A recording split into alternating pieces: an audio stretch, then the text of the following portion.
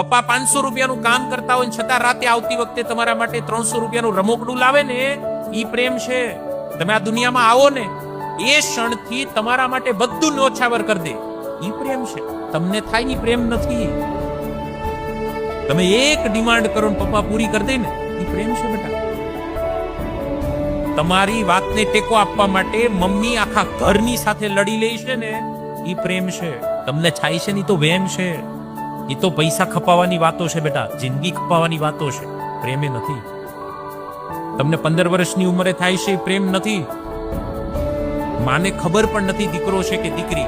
તમને જોયા નથી બેટા હજી, તમે કેવા દેખાવ છો, તમારો રંગ રૂપ,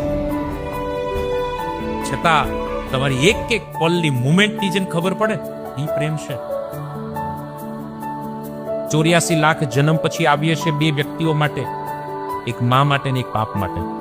બાકી અહીંયા કઈ ધક્કો ખાવાનો અર્થ નથી.